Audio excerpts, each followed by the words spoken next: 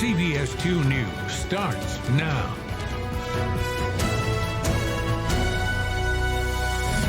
I am proposing more than $450 million in tax relief. This would be among the single largest tax cuts in Idaho history. To get there, I'm proposing $295 million in one-time tax relief and $160 million in permanent tax cuts to boost Idahoans' prosperity while keeping our tax rates competitive and our business climate vibrant.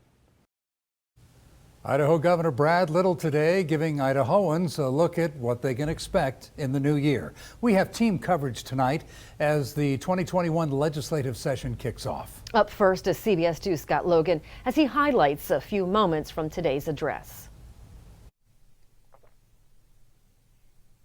Governor Brad Little is looking forward to a productive session this year that will feature tax relief as well as funding for Idaho's aging transportation. Governor Brad Little said as the dark clouds of the pandemic appear to be parting, the state of the state is strong.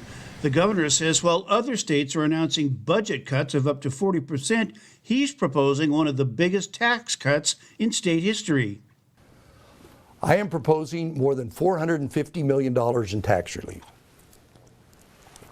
This would be among the single largest tax cuts in Idaho history. To get there, I'm proposing $295 million in one-time tax relief and $160 million in permanent tax cuts to boost Idahoans' prosperity while keeping our tax rates competitive. Governor Little says he intends to work with the legislature on the specific details of this tax relief package, which will include property and income tax relief. The governor also called for Idahoans to be united as the state continues to fight the battle against COVID, acknowledging the deep emotions at play in this crisis.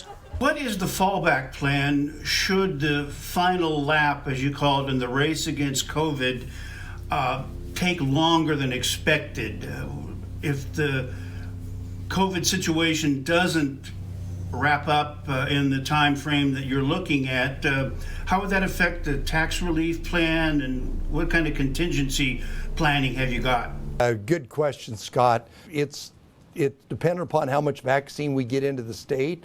It depends on what the spread is of the new variant variety, and because if that comes in, that complicates a lot of things, because that means the spread will be faster.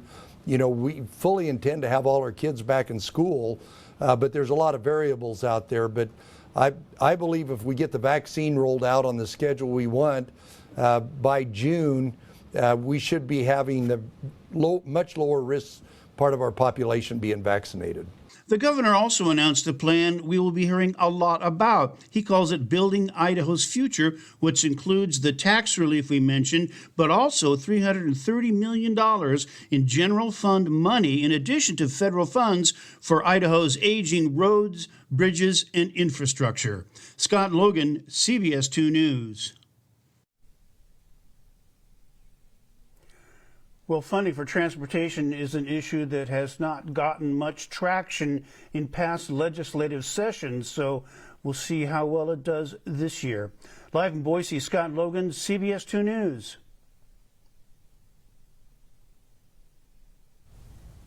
And we continue our team coverage of the state of the state.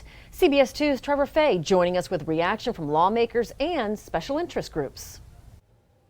Brent, now